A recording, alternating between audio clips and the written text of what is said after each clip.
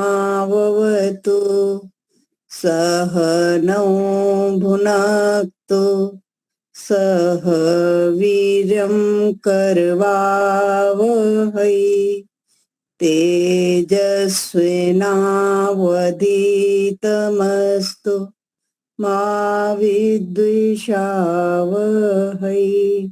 ओम शांति शांति शांति। वैदिक प्रज्ञा व्याख्यान माला ग्रुप में आप सभी का बहुत बहुत स्वागत है। भजन में ले लेती हूँ एक। जिसने रचा है संसार हो, जिसने रचा है संसार, आओ मांगने से पहले उसको जान ले। जिसने रचा है संसार, सृष्टि को बनाना और बना कर चलाना बस उसका ही काम है। अवधि की समाप्ति पर सृष्टि को मिटाना बस उसका ही काम है। वह तो है रचनाकार, ओ जिसने रचा है संसार, आओ मानने से पहले उसको जान ले। जिसने रचा है संसार, दूध में है घृत और तेल तिलों में जिस भांति रमा है। दूध में है घृत और तेल तिलों में जिस भांति रमा है, इस जग के अंदर पावन परमेश्वर उस भांति रमा है। वह सर्वव्यापक निराकार हो, जिसने रचा है संसार। आओ मानने से पहले उसको जान लें, जिसने रचा है संसार। बच्चे के जन्म से पहले माता के उर में जिसने दूध भर दिया है, बच्चे के जन्म से पहले माता के उर में जिसने दूध भर दिया है। चींटी से हाथी तक के भोजन का जिसने प्रबंध किया है, वह तो है सबका पालनहार हो, वह तो है सबका पालनहार। आओ मानने से पहले उसको जान लें, जिसने रचा है संसार हो, जिसने रचा है संसार। रंग बिरंगे फूल लगते हैं प्यारे, सब में उसी की सुवास है। रंग बिरंगे फूल लगते हैं प्यारे, सब में उसी की सुवास है। चांद और सूरज चमकते सितारे, सब में उसी का प्रकाश है। वह जग से मिटाया अंधकार हो, जग से मिटाया अंधकार। आओ मानने से पहले उसको जान लें, जिसने रचा है संसार हो, जिसने रचा है संसार हो, जिसने रचा है संसार। बहुत सुंदर, बहुत बढ़िया।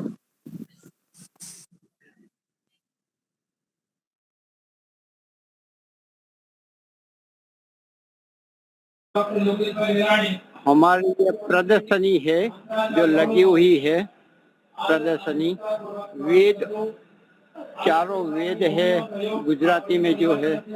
यह धनुर्वेद है, धनुर्वेद पुस्तक है। ये गांधर्व वेद है। ये कुछ ऋग्वेद प्रातिशांख्यम।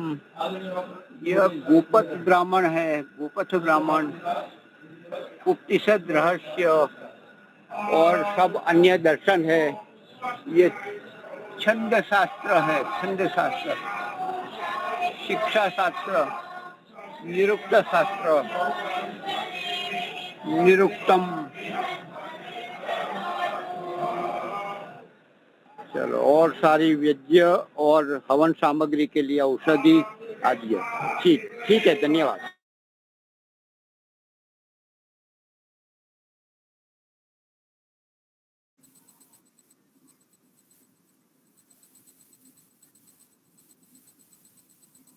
जी, सभी को सादर नमस्ते जी। मंत्र पाठ करेंगे। ॐ विश्वानि देव सवितर्दुरितानि परासुव यद्भद्रं तन्न आसुव। तो आज का हमारा विषय है कि अभी जो दुर्घटना हुई अहमदाबाद में, प्लेन क्रैश जो हुआ, तो उसमें लगभग 250 लोग मारे गए। तो ये जो 350 लोग मारे गए हैं, ये अपने कर्मों के फल स्वरूप मारे गए अथवा कुछ और है। ज्यादातर हम ये देखते हैं कि संसार में क्या होता है, जब ऐसी बड़ी दुर्घटना होती है अथवा एक्सीडेंट आदि होते हैं, तो कहा जाता है कि उसकी तो इतनी ही लिखी थी, ये सब एक संयोग बना जिसके कारण वे सब वहां पे इकट्ठे हुए, ये दुर्घटना हुई और ये लोग मारे गए। ईश्वर की यही मर्जी थी और ये अपने कर्मों के कारण इनकी मृत्यु हुई है, ऐसा बोला जाता है ना संसार में। तो हम इसको देखेंगे कि क्या ये जो मृत्यु हुई है इतने लोगों की, ये इनके कर्मों का फल था या कुछ और था।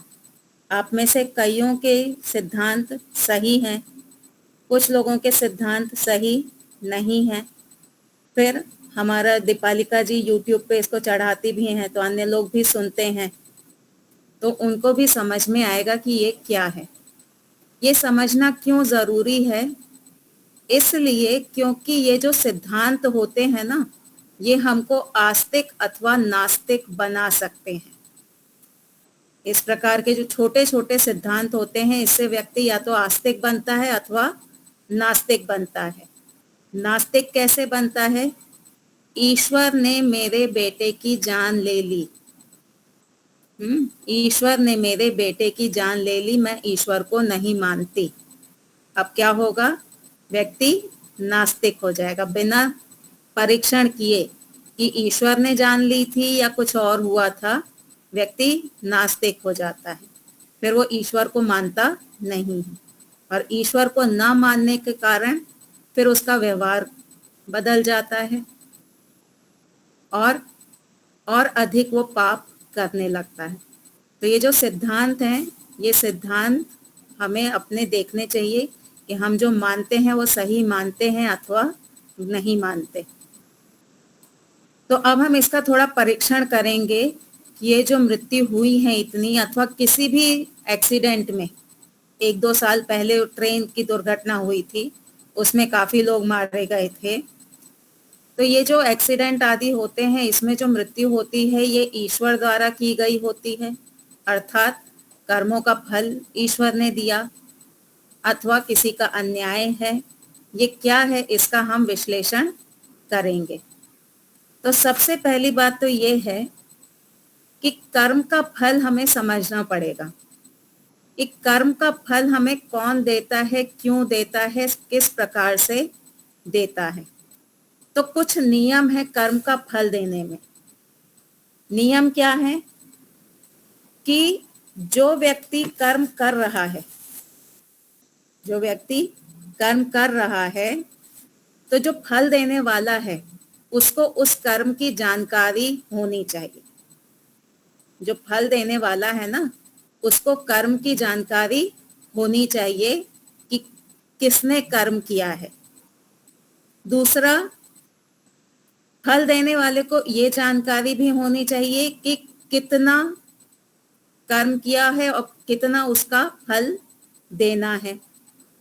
कर्म क्या हुआ है वो जानकारी होनी चाहिए, फल क्या देना है वो जानकारी भी होनी चाहिए। तीसरी बात, कर्म करने वाले की भावना क्या थी कर्म करने के पीछे, ये जानकारी भी होनी चाहिए। कर्म करने के पीछे भावना क्या थी, फल देने वाले को ये जानकारी भी होनी चाहिए। क्यों? क्योंकि कर्म अच्छा बुरा नहीं होता, उसके पीछे की जो भावना होती है ना, वो अच्छी बुरी होती है। जैसे कि एक व्यक्ति ने बंदूक उठाई और गोली चलाई, अब इसके पीछे उसकी भावना क्या है? वो निर्दोष व्यक्ति को मार रहा है, दूसरे धर्म के हैं इनको मार डालो, इस प्रकार की भावना है। अथवा अपने देश की रक्षा के लिए वो गोली चला रहा है। तो भावना पे आधारित होगा कि उसका कर्म अच्छा है या गलत है। तो फल देने वाले को कर्म करने वाले की भावना का भी ज्ञान होना चाहिए। 3 बातें हो गई। कर्म को जानता हो, फल देने वाला जो है वो कर्म को जानता हो, उस कर्म का क्या फल देना है वो भी जानता हो, कर्म करने के पीछे उस व्यक्ति की क्या भावना थी ये भी जानता हो, और चौथी और खास बात, फल देने वाले के पास फल देने का अधिकार भी होना चाहिए। बिना अधिकार के फल नहीं दिया जा सकता।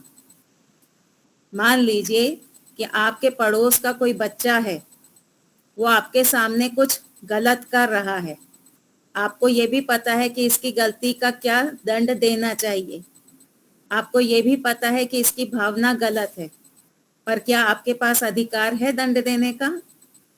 नहीं है, आपके पास अधिकार नहीं है। तो फल देने वाले के पास अधिकार भी होना चाहिए। हमारे जीवन में कई लोग आते हैं, लेकिन सबके पास अधिकार नहीं है कि हमारे कर्मों का फल हमें दे। हमारे कर्मों का फल कौन देता है? जब हम बच्चे होते हैं तो माता पिता दे सकते हैं, थोड़े बड़े होते हैं तो गुरु आदि दे सकते हैं, पुलिस आदि है वो हमारे कर्मों का फल हमको दे सकती है, परिवार के और जो बड़े लोग हैं वो हमारे कर्मों का फल दे सकते हैं। कोई भी राह चलता हुआ व्यक्ति हमारे कर्मों का फल हमको नहीं दे सकता, क्योंकि उनके पास अधिकार नहीं होता। तो फल देने के लिए 4 नियम हो गए। पहला क्या है कि जो फल देने वाला है वो कर्म को जानता हो। दूसरी, उस कर्म का कितना फल देना है वो भी जानता हो। तीसरा, किस भावना से कर्म किया गया वो जानता हो। और चौथा, फल देने का अधिकार होना चाहिए। जैसे कि कोर्ट में होता है, किसी ने चोरी की, उस पे मुकदमा चलता है, कोर्ट में फल देने का अधिकार किसके पास है? जज के पास। अगर आप संविधान भी देखें तो अगर आपको पता चल गया है कि ये चोर है तो आप उसको पकड़ के पीट नहीं सकते हैं। क्यों नहीं पीट सकते? क्योंकि आपके पास अधिकार नहीं है उसको पीटने का। वो गलत है जानते हुए भी आप पीट नहीं सकते, क्योंकि अगर आपने पीटा तो आप भी गलत हो जाएंगे, फिर आप भी दंड के भागी होंगे। तो कोर्ट में जो मुकदमा चलता है तो वहां पर जज के पास अधिकार होता है कि इसको फल दे। मुकदमे की पूरी प्रक्रिया देखिए। जज के पास जब सबसे पहले आता है केस तो पूछता है कि केस क्या है, तो वकील बताते हैं कि इसने चोरी की है। तो वहां पर जज को ये ज्ञान हो गया कि इसने चोरी की है। इतने मात्र से भी काम नहीं चलेगा, सिद्ध करना पड़ेगा कि इसने सच में चोरी की है। एविडेंस देने पड़ेंगे, गवाह प्रस्तुत करने पड़ेंगे, प्रमाण देना पड़ेगा इसने सच में चोरी की है। तो जज के सामने ज्ञान उस जज को हो गया कि हाँ इसने सच में चोरी की है, एविडेंस के बेस पे। अब जज को यह भी पता होता है कि इस चोरी के पीछे कितना दंड देना है, इसने जो चोरी की है उसमें कितना दंड देना है। जज को वो मालूम होता है कि नहीं मालूम होता? मालूम होता है ना। फिर ये भी पूछा जाता है कि किस भावना से की तुमने चोरी। हमारे संविधान में एक नियम है कि अगर अपनी रक्षा में आपने कुछ गलत किया है, किसी पे गोली वोली चला दी है, किसी को धक्का वक्का दे दिया है, तो आपने अपनी रक्षा में वो काम किया है, यानी भावना क्या थी आपकी। तो जज पूछते हैं किस भावना से तुमने ये काम किया है। जब जज को पूरी जानकारी हो जाती है तब जज जो है वो फल देते हैं। वकील भी फल नहीं दे सकते, आम जनता भी नहीं दे सकती है। जब ये 4 क्राइटेरिया फुलफिल हो जाएंगे ना, कर्म की जानकारी, किस कर्म का कौन सा फल, किस भावना से कर्म किया गया है, और फल देने वाला अधिकारी, तभी फल दिया जाता है। इतनी बात स्पष्ट हो गई। अब ईश्वर जो है, ईश्वर हमको फल दे सकते हैं। ईश्वर क्यों फल दे सकते हैं? क्योंकि ये चारों चीजें उन पर लागू हो जाती हैं। ईश्वर कैसे हैं? साक्षी हैं। हम सबके कर्मों के साक्षी हैं ना। हम जो भी कर्म कर रहे हैं उसके ईश्वर साक्षी हैं, देख रहे हैं वो। तो पहला उनका पास हो गया कि ईश्वर हमारे कर्मों को जानते हैं। दूसरी बात, क्या ईश्वर को ये पता है किस कर्म का कितना दंड देना है या नहीं पता है? ईश्वर को ज्ञान है किस कर्म का कितना दंड देना है। तीसरा, क्या ईश्वर हमारे कर्मों के पीछे की जो भावना है उसको जानते हैं? जानते हैं। ईश्वर को मालूम है कि हम किस भावना से कौन सा कर्म कर रहे हैं। समाज को, अन्य लोगों को हम धोखा दे सकते हैं, ऊपर ऊपर हम कुछ और दिखाएं, अंदर कुछ और सोचें, पर ईश्वर को हम धोखा नहीं दे सकते। ईश्वर हमारी भावना को भी जानते हैं और ईश्वर के पास अधिकार भी है कि इसको फल मैं दूंगा। यह अधिकार भी ईश्वर के पास है। अब ये जो घटना हुई, जो एक्सीडेंट हुआ, क्रैश हुआ, प्लेन क्रैश हुआ अथवा कोई भी ट्रेन आदि का जो एक्सीडेंट होता है, अब इसको देखते हैं हम लोग, क्योंकि हमें इसी का विश्लेषण करना है। एक बार को ये मान करके चलते हैं कि ये जो एक्सीडेंट हुआ इसमें बोइंग कंपनी जुड़ी हुई थी। बोइंग कंपनी का प्लेन था ना। तो एक कल्पना करके चलते हैं, अभी वैसे इन्वेस्टिगेशन चल रहा है, एग्जैक्ट रीजन तो पता नहीं है, पर हम एक कल्पना करके चलते हैं कि बोइंग कंपनी का इसमें कारण था। ठीक है, बोइंग कंपनी के कुछ डिफेक्ट वगैरह थे जिसके कारण ये एक्सीडेंट हुआ। बोइंग कंपनी के मालिक को हम पकड़ लेते हैं। ये मानते हैं कि ये जो एक्सीडेंट हुआ इसमें कारण बोइंग कंपनी का मालिक था। अब ये जो ऊपर हमने 4 बातें देखी, कर्म की जानकारी, किस कर्म का कितना फल उसकी जानकारी, भावना की जानकारी और दंड देने का अधिकार अथवा फल देने का अधिकार। अब जो बोइंग कंपनी का मालिक था, क्या वो जानता था कि इतने जो 350 लोग हैं इन्होंने कौन से कर्म किए थे? क्या उसको जानकारी थी? नहीं थी, है ना। क्या किसी ने लिख करके दिया था उसको? जैसे कोर्ट में जज को वकील बताते हैं कि इसने ऐसा ऐसा कर्म किया है, तो क्या इस प्रकार से बोइंग कंपनी के मालिक को किसी ने लिख के दिया था कि ये 350 लोगों के कर्मों की लिस्ट है, ये पकड़ो? नहीं दिया था, है ना।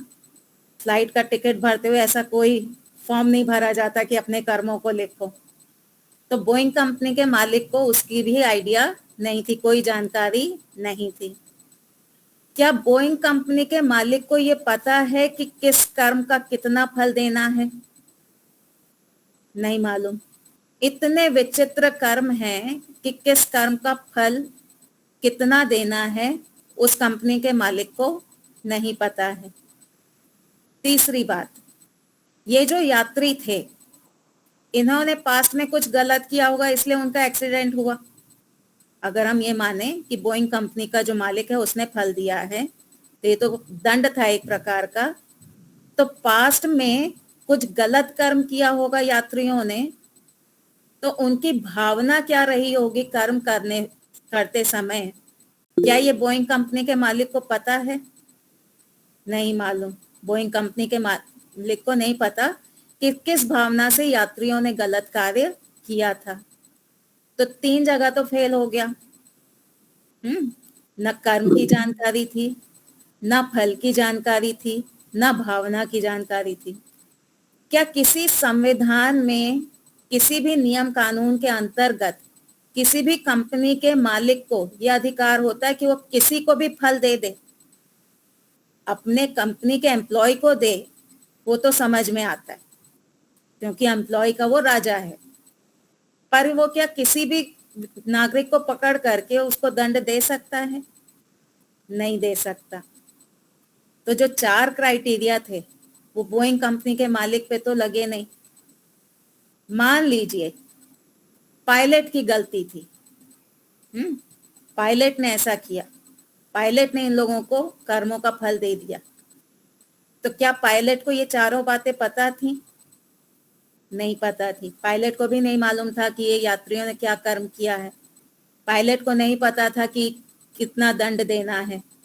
पायलट को ये भी नहीं पता था कि इनकी भावना क्या थी, और ना पायलट को किसी ने अपॉइंट किया था कि तुम इनको मार डालो।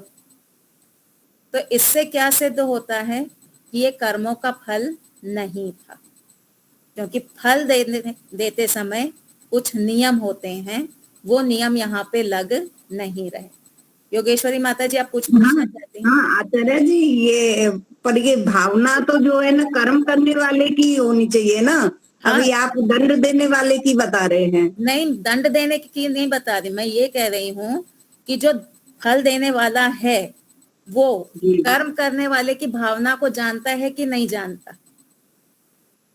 जो दंड देने वाला है ना, क्या वो कर्म करने वाले की भावना को जानता है कि नहीं जानता? जैसे ईश्वर हमारी भावना को जानते हैं कि नहीं जानते? जानते हैं ना हमारी भावना को।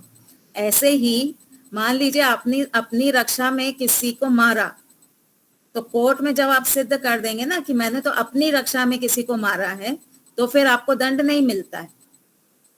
तो वहां जज को मालूम होना चाहिए कि कर्म करने वाले की भावना क्या थी। ठीक है, दंड देने वाले की तो एक ही भावना होगी, क्या? न्याय करना। दंड देने वाले की केवल एक भावना होगी, न्याय करना और अन्यों को इस अपराधी से बचाना। ठीक है, स्पष्ट हो गया? स्पष्ट नहीं हुआ आचार्य जी।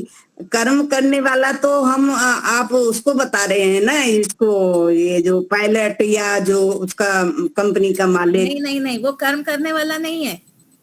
तो नहीं, उसने आपने बात दंड नहीं दिया ना, आपने उसको बात हम नहीं सोच रहे हैं कि वो दंड दिए देना, हाँ, वो उसको दंड दंड दे देना। रहा है। हाँ हाँ, जी। इतनी बात पकड़िए कि जो मालिक है उसने कर्मों का फल दिया। ठीक है, अब अगर हम ये मान के चलें कि उसने कर्मों का फल दिया है, तो क्या वो यात्रियों के कर्मों को जानता था? उत्तर आया, नहीं जानता था। क्या जो यात्रियों ने कर्म किए उसका कितना दंड देना है, क्या वो मालिक जानता था? नहीं जानता था। उन यात्रियों ने जब पास्ट में जो कर्म किए, जिनका फल अभी वो एक्सीडेंट है, वो कर्म करते समय उन यात्रियों की क्या भावना थी, क्या वो ये मालिक जानता था? नहीं जानता था। और क्या मालिक के पास अधिकार है उनको दंड देने का?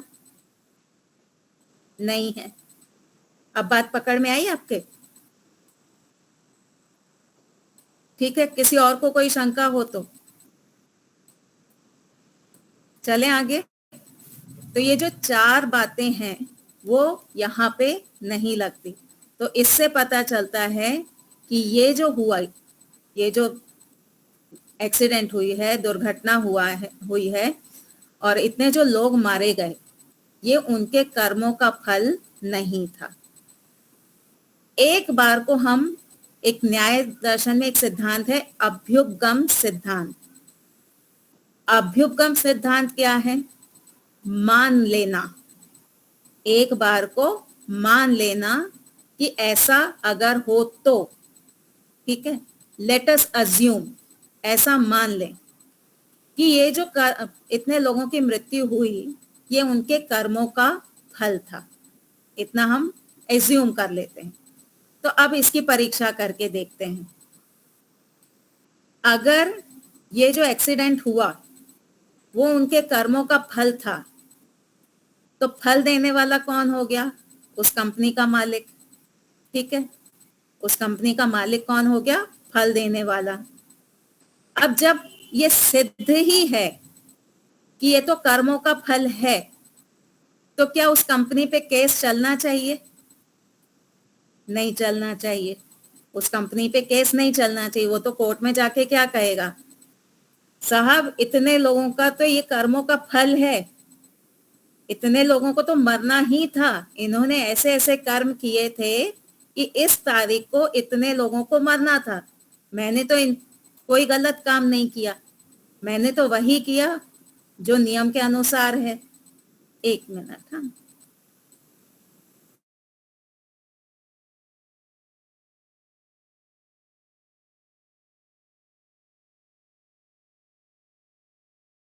तो कोर्ट में केस नहीं चल सकता। क्यों नहीं चल सकता? क्योंकि वो कहेगा कि मैंने तो वही किया जो ईश्वर ने मुझे कहा करने के लिए। ईश्वर ने मुझे भेजा था कि इतने लोगों को मार दो, और ऐसे संयोग पैदा किए।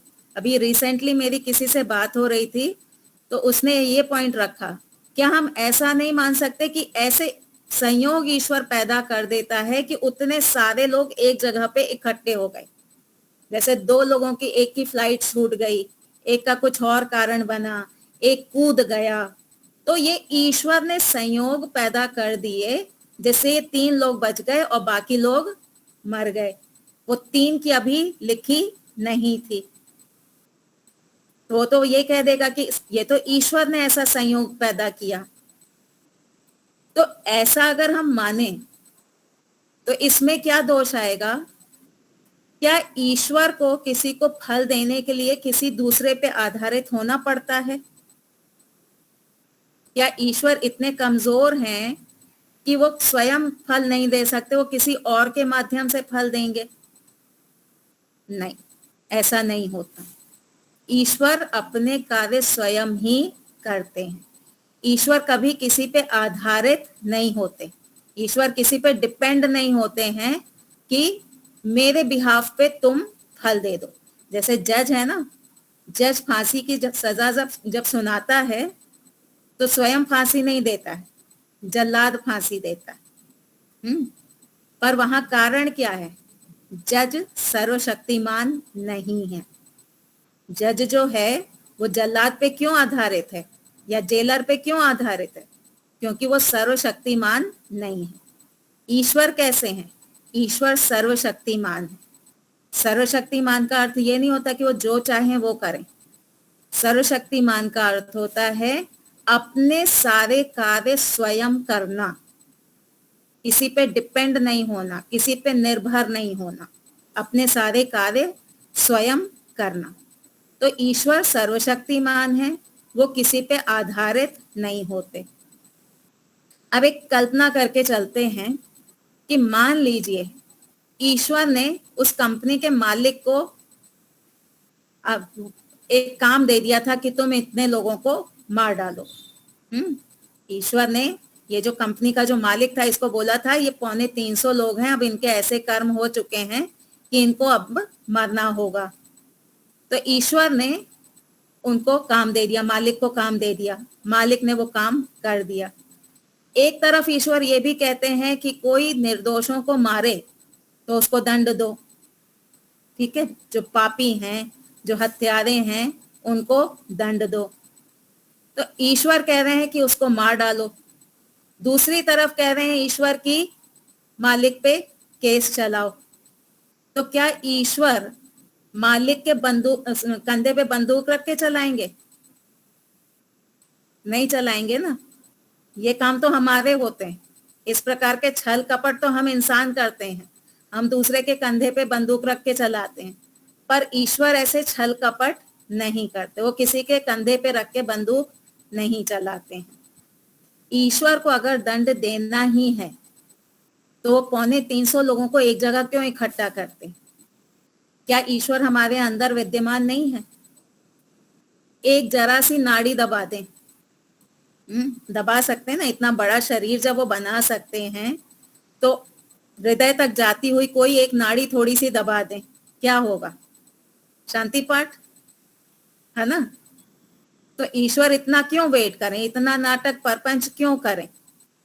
वो लोगों को टिकट खरीदवाएं, बैग में पैकिंग करें अपने सामान की, वो लोग सारे एयरपोर्ट में आए, फिर प्लेन में वो सिक्योरिटी चेक इन ये वो सब करके प्लेन में बैठे, फिर प्लेन को जाकर के कहीं पे टकराएं। इतना नाटक ईश्वर नहीं करेंगे। जन्म कितनी आसानी से दे देते हैं, उतनी आसानी से ईश्वर मृत्यु भी दे सकते हैं। तो ईश्वर ये सारे प्रपंच नहीं करते हैं। ईश्वर का फल देने का तरीका अलग होता है। मुझसे किसी ने एक दिन पूछा कि जैसे 22 साल 23 साल 24 साल का कोई युवक है, उसकी मृत्यु हो गई, तो क्या ये ईश्वर ने कर दी? एक्सीडेंट में कोई मर गया या कुछ ऐसे, तो क्या ये ईश्वर ने कर दिया? तो मैंने उनको एक उदाहरण दिया, एक दृष्टांत दिया। मैंने कहा मान लीजिए मैंने आपसे कहा कि मैं आपको अहमदाबाद तक छोड़ दूंगी, मैं यहाँ से अहमदाबाद जा रही हूँ, मैं आपको अहमदाबाद तक छोड़ दूंगी। अब बीच में ही कोबा सर्कल आया और मैंने उनसे कहा कि अब आप उतर जाओ। तो ये मेरा व्यवहार न्यायपूर्वक है या अन्यायपूर्वक है? अन्यायपूर्वक है ना। मैंने उनसे कहा था कि मैं आपको अहमदाबाद तक लेके जाऊंगी और मैंने बीच रास्ते में ही आपको उतार दिया, तो ये मेरा व्यवहार क्या है? ये अन्यायपूर्वक मेरा व्यवहार है। इसी प्रकार से ईश्वर ने जब मनुष्य का शरीर दिया तो ईश्वर ने क्या कहा कि तुम ठीक ठाक तरह से रहो, तो मैंने तुम्हें ऐसा शरीर दिया है कि 100 साल तक तुम इसको खींच सकते हो, है ना। जीवेम शरदा शतम, यही प्रार्थना होती है ना। और मनुष्य की आयु 100 वर्ष की कही कि 100 साल तक तुम जी सकते हो। तो ईश्वर ने तो कहा था कि तुम अगर ठीक ठाक रहोगे तो मैं तुमको 100 साल तक लेके जाऊंगा। अब 22वें साल में आकर के ईश्वर ने बीच में ही उतार दिया उसको, उसका शरीर ले लिया। तो ईश्वर न्यायकारी है या अन्यायकारी है? अन्यायकारी हो जाएगा ना। प्रॉमिस किया था 100 साल का, अब 22वें साल में उसका शरीर छीन लिया, तो ईश्वर क्या हो गया? अन्यायकारी हो गया। क्या ईश्वर अन्याय करते हैं? नहीं करते। अपने कहे से वो कभी भी मुकरते नहीं है। तो ये जो इतने लोग मरे, उसमें कुछ छोटे बच्चे भी थे, 5 साल के, 6 साल के। तो क्या ईश्वर ने उनको सिर्फ 5 साल के लिए धरती पे भेजा था? नहीं। ईश्वर ने मनुष्य का शरीर दिया था तो कहा था तुम 100 साल तक जीना। अब 5 साल में तो ईश्वर उसको नहीं मार डालेंगे ना। तो ईश्वर का जो फल देने का तरीका है वो अलग है, वो है जाति, आयु और भोग। ईश्वर इस प्रकार से बीच बीच में किसी की भी मृत्यु नहीं करते। ये जो बीच में मृत्यु हो जाती है वो अपने कारण होती है अथवा दूसरों के कारण होती है। किसी की लापरवाही के कारण हो सकती है, नेग्लिजेंस के कारण हो सकती है, या फिर कोई जानबूझ के भी कर सकता है। पर ईश्वर ऐसे बीच बीच में हमारे प्राण नहीं लेते हैं। आयु और भोग घटाना बढ़ाना हमारे हाथ में है। तो ये जो एक्सीडेंट हुआ ये ईश्वर ने नहीं किया है, ये किसी और कारण से इतनी मृत्यु हुई है। ये ईश्वर के द्वारा दिया गया फल नहीं। ईश्वर के द्वारा दिया गया फल होता तो इतनी जांच एजेंसी बैठाने की जरूरत नहीं थी, दंड की जरूरत नहीं थी। और ये जो कहा जा रहा है ना कि 1-1 करोड़ रुपया मुआवजा देंगे, किस बात का मुआवजा? जब एक चोर को पकड़ा जाता है तो चोर के परिवार को मुआवजा दिया जाता है? नहीं दिया जाता ना। चोर के परिवार को कोई मुआवजा नहीं मिलता। यहाँ पे मुआवजा मिल रहा है, भरपाई हो रही है, कंपनसेट किया जा रहा है। तो इसका अर्थ है कि उन लोगों की मृत्यु लिखी नहीं थी। ठीक है, इतना स्पष्ट हो गया? कोई शंका है इसमें? तो संसार में हमारे साथ जो भी होता है जरूरी नहीं कि वो हमारे ही कर्मों का फल हो, दूसरों के द्वारा किया गया अन्याय भी हो सकता है। अगर तो हम जी यहाँ जी तो जी ये इसमें कर्म फल सिद्धांत तो लागू हुआ नहीं। हाँ, तो ये कर्मों का फल है भी नहीं ना। ये जो मृत्यु हुई ये कर्मों का फल नहीं है, ये उन लोगों के साथ अन्याय हुआ। अन्याय क्या है? अन्याय का अर्थ होता है जो कर्म आपने नहीं किए उसका भी दंड अगर आपको दिया जाए तो वो है अन्याय। अन्याय की परिभाषा होनी चाहिए ना कि जो कर्म हमने नहीं किए हैं उसका भी अगर हमको दंड मिलता है तो वो है अन्याय। तो ये अन्याय कर्म फल के अंतर्गत नहीं आता। अन्याय अलग है, कर्मों का फल अलग है। परिणाम बोल नहीं सकते? परिणाम, हाँ, अभी आते हैं उस पे कि अगर ये कर्मों का फल नहीं है तो ये क्या है। और एक और होगा कि अगर हम ये मान लें कि जो भी हमारे साथ हो रहा है अथवा जो भी उन लोगों के साथ में हुआ ये कर्मों का ही फल है, तो कोई भी व्यक्ति अधिकारी बन जाएगा आपको फल देने के लिए। जैसे वहां पायलट अथवा कंपनी का जो मालिक है वो अधिकारी बन गया आपको फल देने के लिए, इसी प्रकार से कोई भी व्यक्ति अधिकारी बन जाएगा आपको फल देने के लिए। राह चलते कोई भी आपको एक थप्पड़ मारेगा और बोलेगा मुझे ईश्वर ने कहा है कि थप्पड़ मारो, यही होगा ना कि मुझे ईश्वर ने कहा है कि इसको थप्पड़ मार दो। फिर क्या आप उस पे केस कर पाएंगे? आप उस पे केस नहीं कर पाएंगे। पूरी व्यवस्था चौपट हो जाएगी अगर हम सब कुछ अपने कर्मों का फल माने तो सब कुछ हमारे कर्मों का फल नहीं होता, कुछ अन्याय भी होता है। तो अब ये प्रश्न उठता है कि ये था क्या, फिर इसको हम किस कैटेगरी में रखें? इतने लोग जो दुखी हुए, पूरा देश इससे प्रभावित हुआ, हम सबको भी कहीं ना कहीं कष्ट हुआ कि इतने लोग मारे गए हैं, तो ये था क्या? तो इसका भी हमको पूरा विश्लेषण करना चाहिए। एक जो कर्म होता है उसका जो आउटकम है, उसका जो रिजल्ट है, वो 3 होते हैं। कर्म के 3 आउटकम होते हैं। वो 3 क्या हैं? उस 3 में से हमको सिर्फ एक ही पता है, कर्म का फल, बाकी 2 की जानकारी हमको नहीं है। तो कर्म का फल तो होता ही है, साथ में कर्म का परिणाम भी होता है, और तीसरा क्या होता है? कर्म का प्रभाव। ये 3 अगर हमको समझ में आ जाए ना, तो कर्म फल सिद्धांत हमको अच्छे से समझ में आ जाएगा। एक होता है कर्म का फल, एक होता है कर्म का परिणाम, और एक होता है कर्म का प्रभाव। कभी कभी परिणाम को फल कह देते हैं, लेकिन परिणाम अलग होता है, फल अलग होता है, प्रभाव अलग होता है।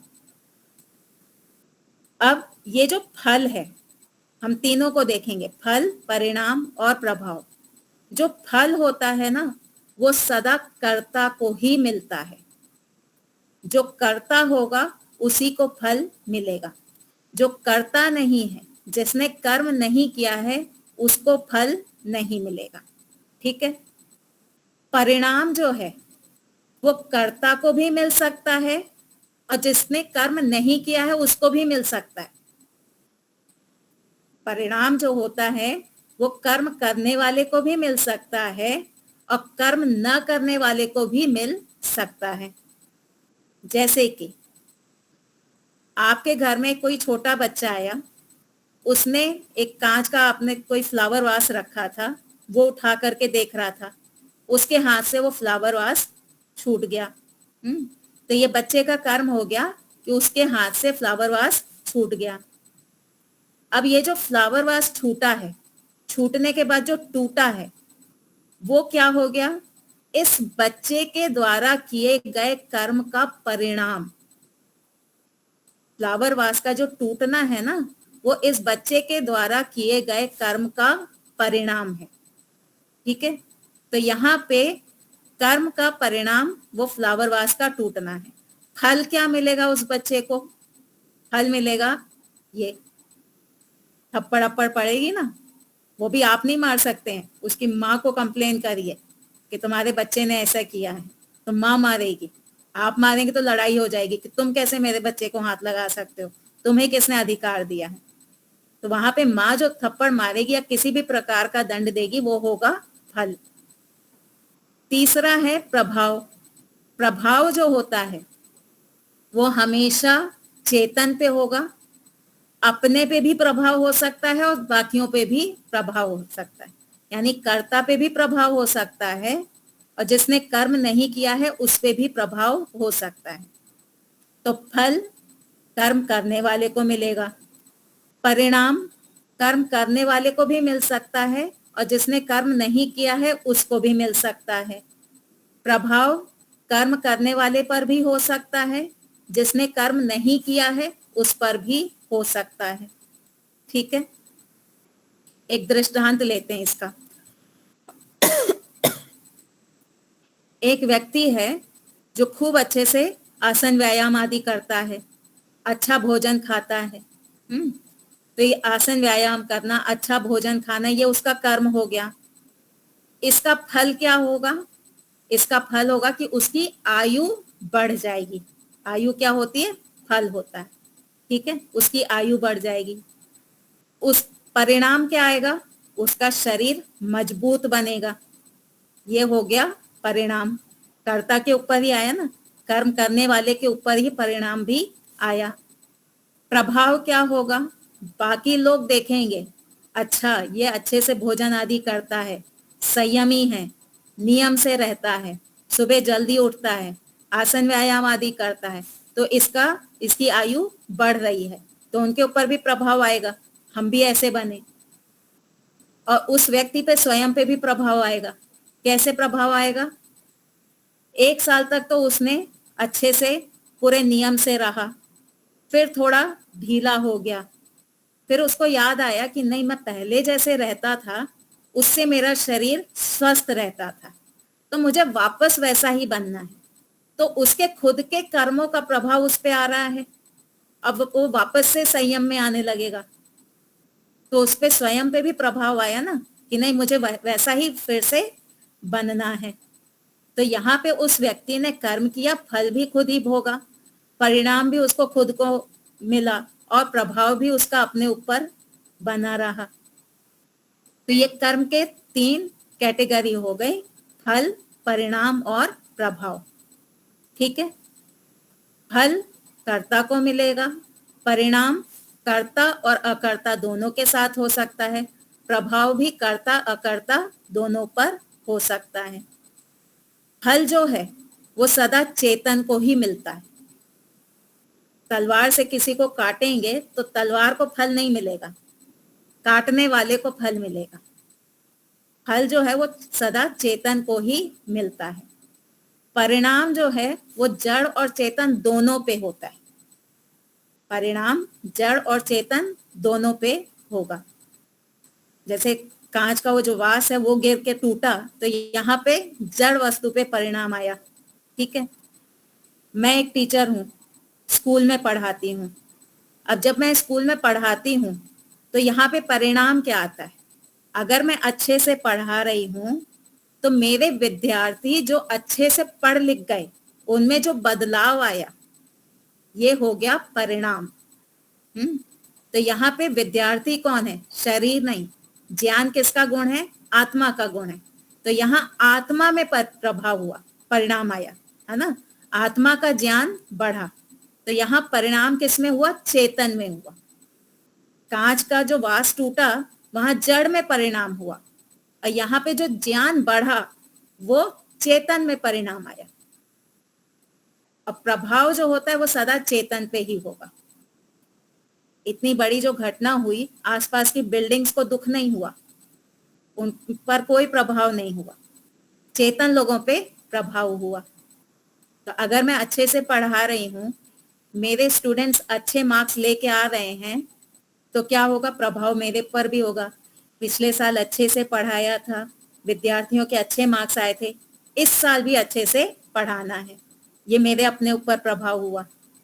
अन्य लोग, अन्य टीचर जो देखेंगे कि भाई ये अच्छे से पढ़ा रही है, इसके स्टूडेंट्स अच्छे मार्क्स लेके आ रहे हैं, हमको भी अच्छे से पढ़ाना है, तो ये उन लोगों पर प्रभाव हुआ।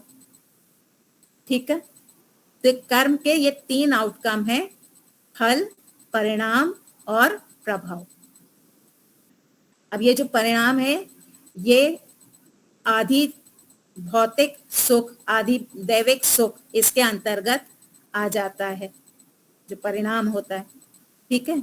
अब पूरी ये जो घटना हुई है, जो एक्सीडेंट हुआ, इसको देखिए आप। इसको हम कर्मों का फल कहें, कर्म का परिणाम कहें, या कर्म का प्रभाव कहें। तो फल तो ये है नहीं, ये हम पहले ही सिद्ध कर चुके हैं। ये है क्या एग्जैक्टली? ये है कर्मों का परिणाम। कर्म किसने किया? जिसकी गलती थी, है ना। पायलट की गलती थी, या कंपनी के मालिक की गलती थी, इंजीनियर की गलती थी, जिसकी भी गलती थी उसका कर्म था। उसके कर्मों का परिणाम ये इतने लोगों की मृत्यु हुई। ठीक है। कर्म किसी और ने किया, परिणाम किसी और ने भोगा, तो ये किसी और के कर्मों का परिणाम था, इतनी मृत्यु होना। और प्रभाव किस पे हुआ? इतनी जो जनता थी उस पे इस कर्म का प्रभाव हुआ।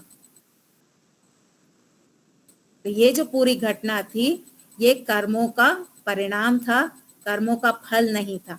अब इसके आगे क्या होगा? जिसकी गलती होगी, जिसने कर्म किया, जो उस पकड़ा जाएगा, अब उसको जो दंड मिलेगा वो होगा उसके कर्मों का फल। ठीक है। और इतने लोग जो मारे गए हैं उनको मिलेगा कंपनसेशन। यहाँ सरकार तो देगी ही। जैसे एक व्यक्ति मर गया, ठीक है, एक वो डॉक्टर परिवार था, पति पत्नी जो थे वो डॉक्टर थे, तो उन्होंने जो इतनी पढ़ाई आदि की थी, इतनी जो उन्होंने अच्छा कर्म किया होगा, उसका फल तो उनको अभी नहीं मिला था ना। अब उनके परिवार को, मान लीजिए हम ये कहें कि उसके परिवार को तो मुआवजा मिल गया,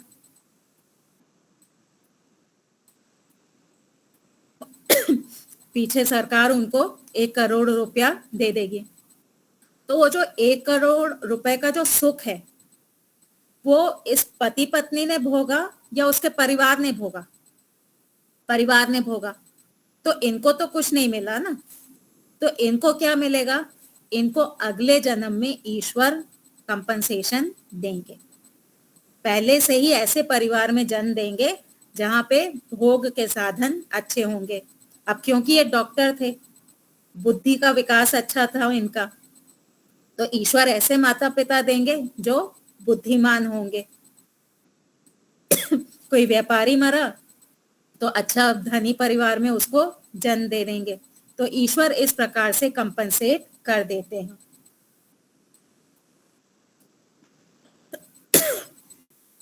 तो कोई भी जो दुर्घटना होती है उसको ये कहना कि ये ईश्वर के द्वारा किया गया है, ये सही नहीं है। फिर इसको एक और एंगल से हम देखते हैं। अभ्युपगम सिद्धांत से हम ये मानते हैं कि ये जो पायलट की गलती से अथवा मालिक की कंपनी से जो एक्सीडेंट हुआ, उसमें जो लोग मारे गए, ये इनके कर्मों का फल था। एक बार को हम ऐसा मान लेते हैं। हम ये मानते हैं कि वो जो कंपनी का मालिक था उसने इनको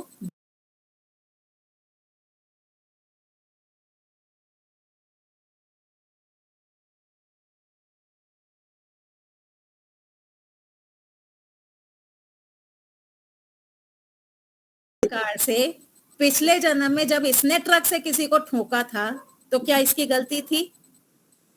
नहीं थी।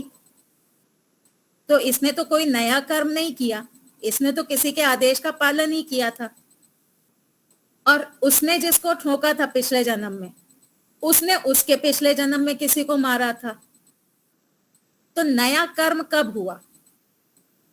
नया कर्म तो बना ही नहीं ना। हर कोई पिछला पिछला मारता ही जा रहा है, कोई नया कर्म तो कर नहीं रहा। तो जब नया कर्म हो ही नहीं रहा तो फल किस बात का मिल रहा है? फल कब मिलता है? जब आप कर्म करते हैं।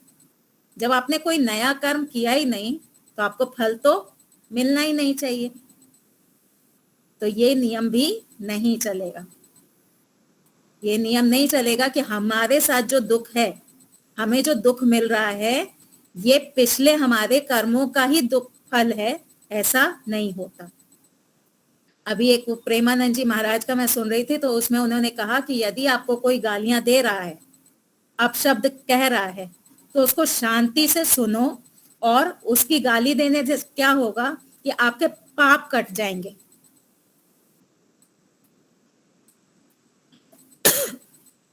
वो अगर आपको 5 गाली देगा ना, तो पीछे जो आपने 5 बुरे कर्म किए होंगे ना, वो आपके कट जाएंगे। तो गाली देने वाला जो है उसने तो हमारे पापों का फल हमको दिया है। तो क्या आप उसमें मानहानि का दावा कर सकते हैं? नहीं कर सकते ना। अगर वो हमारे पापों को ही काट रहा है, वो तो हमें फल दे रहा है, वो कोई नया कर्म नहीं कर रहा है, तो आप उस पे मानहानि का दावा नहीं कर सकते। पर क्या संविधान ये कहता है कि आपको कोई भी गाली दे आप चुपचाप बैठे रहो? संविधान कहता है कि जाओ कोर्ट में केस करो उसके ऊपर, है ना। तो इसका अर्थ हुआ कि हमारे पाप नहीं कटे, उस व्यक्ति ने नए पाप कर डाले। हमको गाली दे करके उसने नए पाप कर डाले। तो इस प्रकार से हमारे पाप कभी नहीं कटते। अगर ऐसे पाप कटने लगे ना, तो व्यक्ति क्या करेगा? एक शो रखेगा, मैं गांधीनगर का टाउन हॉल बुक कर रही हूँ, मैं स्टेज पे बैठूंगी, 1100 की कैपेसिटी है, 1100 लोग आओ, मुझे गालियों पे गालियां दो, जिससे मेरे पाप कट जाएं और मेरा अगला जन्म अच्छा हो जाए। क्या ये चलेगा? नहीं चलने वाला। तो संसार में अगर हमारे साथ कुछ अच्छा हो रहा है तो हमारे कर्मों का फल भी हो सकता है और दूसरों के द्वारा दिया गया सुख भी हो सकता है, और कुछ बुरा हो रहा है तो हमारे कर्मों का फल भी हो सकता है और दूसरों का अन्याय भी हो सकता है। तो ये जो पूरी घटना हुई, जो दुर्घटना होती हैं, ये ईश्वर नहीं करते हैं।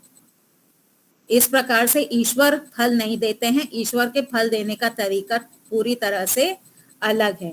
ये दूसरों के द्वारा किया गया हमारे ऊपर अन्याय होता है। ठीक है,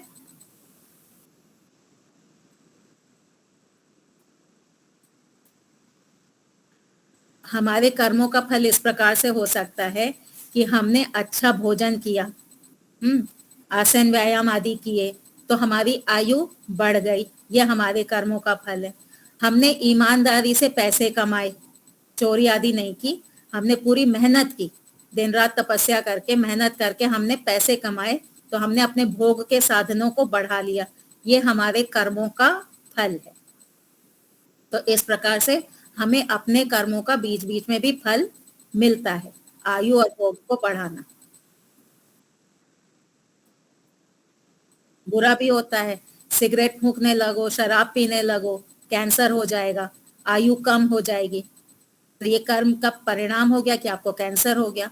फल क्या हुआ? आपकी आयु घट गई। तो अच्छा भी हो सकता है, बुरा भी हो सकता है। ठीक है ये जैसा जो कर्म वैसा फल। जी।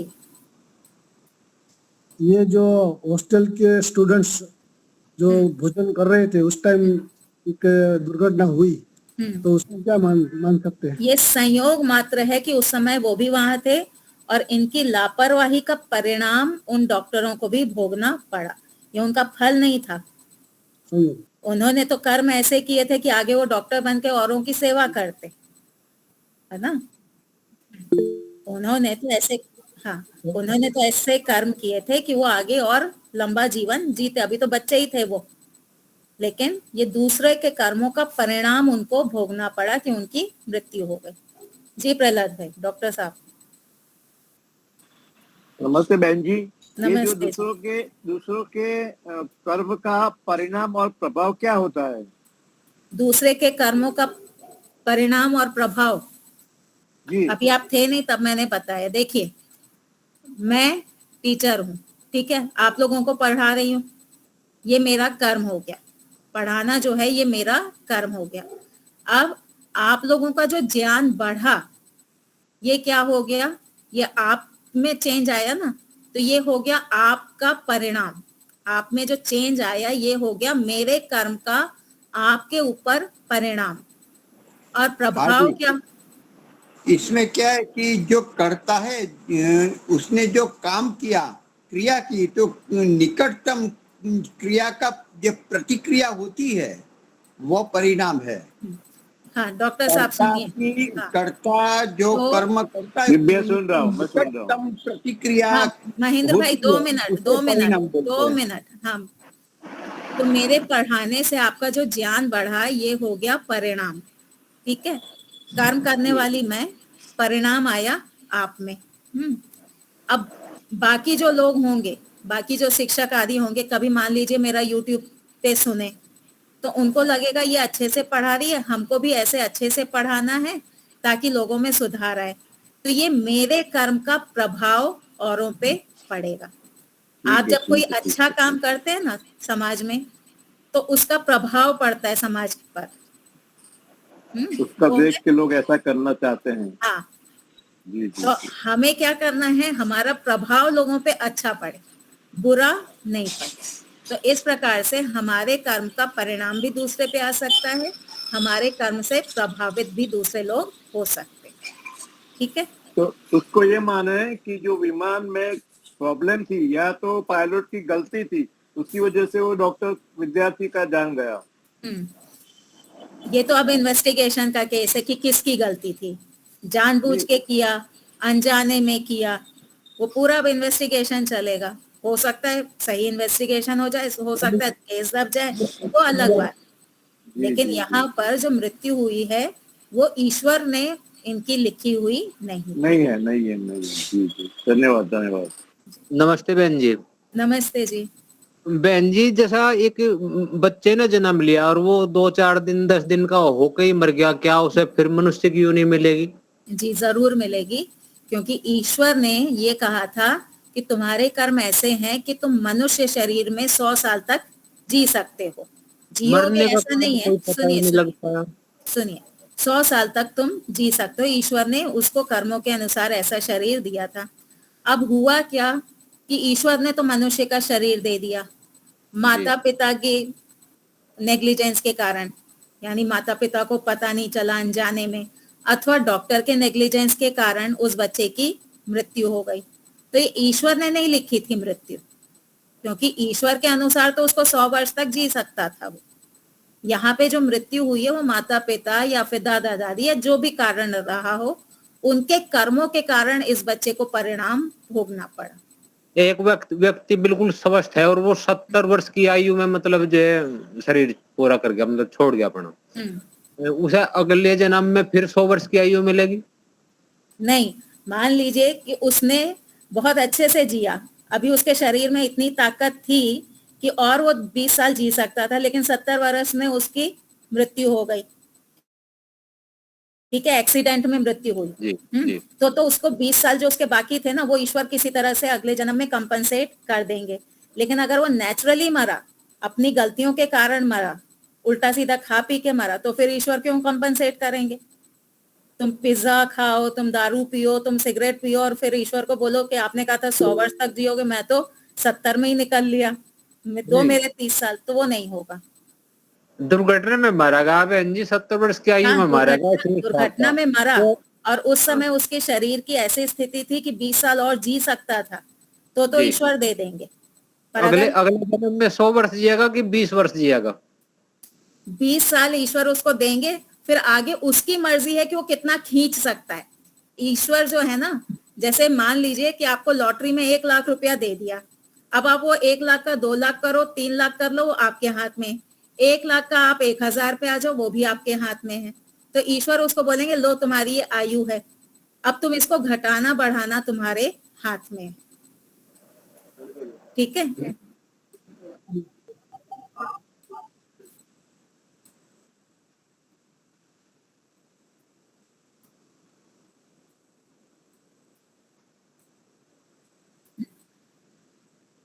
जी सकता था। हम्म हम्म नहीं, सिर्फ 20 वर्ष नहीं जिएगा। सुनिए, पास्ट में उसके कुछ ऐसे कर्म भी रहे होंगे जिससे वो आगे मनुष्य बन वो 70 साल में भी उसने कर्म किए ना, जो 70 साल वो जिया, उसमें भी ऐसे कर्म हुए कि वो मनुष्य बनेगा। ठीक है, वो भी ऐड करेंगे ईश्वर, प्लस ये जो 20 साल उसके खो गए वो भी ऐड करके सब कुछ मिल मिला के उसको मनुष्य का शरीर दे देंगे। हम्म हम्म हम्म हम्म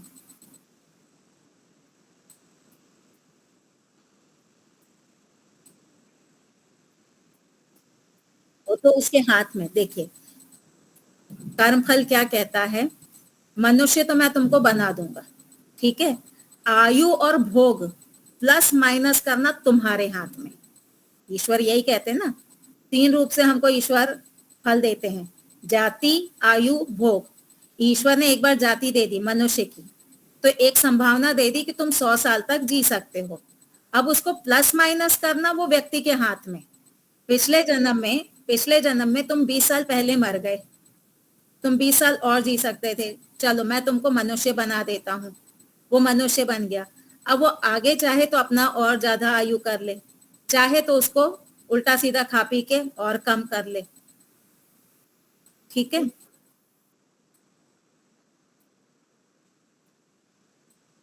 हम्म हम्म तो ईश्वर पे कंपनसेट नहीं करेंगे।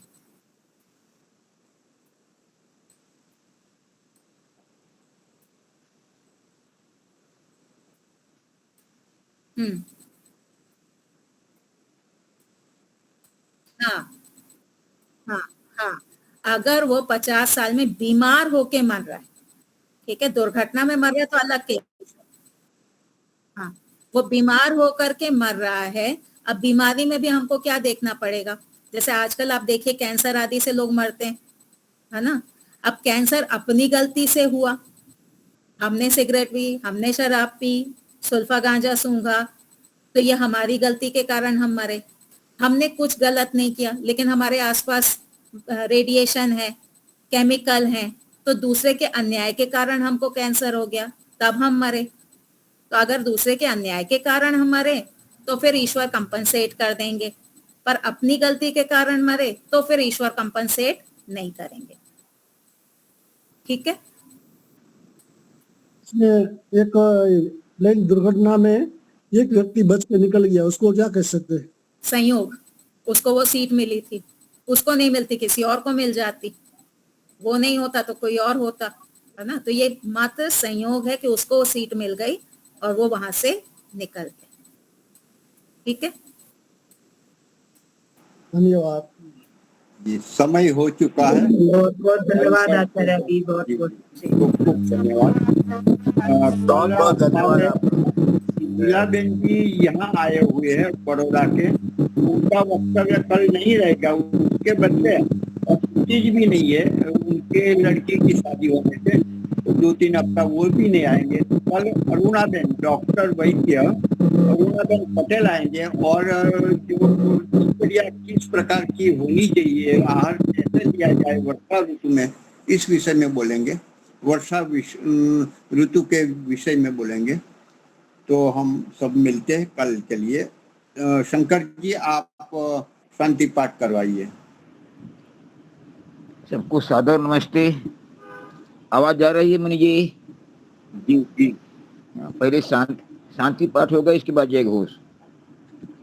ओम द्यौ शांति अंतरिक्षम शांति पृथ्वी शांतिरापः शांतिरोषधयः शांतिर वनस्पतयः शांतिर्विश्वे देवा शांतिर्ब्रह्म शांतिः सर्वं शांतिः शांतिरेव शांतिः सामा शांतिरेधि।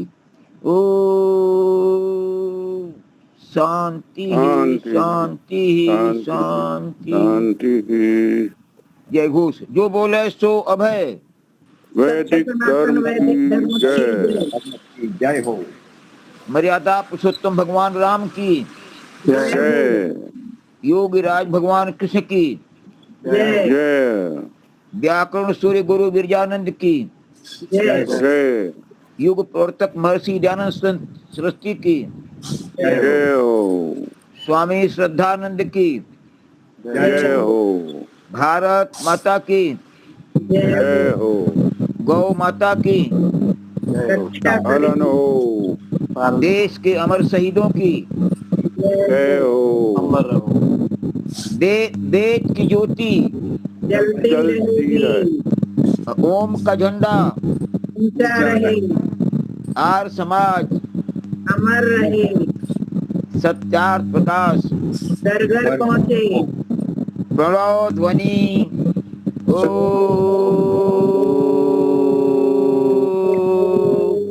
वैदिक अभिवादन सबको सादर सर्वेभ्यो नमः। नमः। धन्यवाद।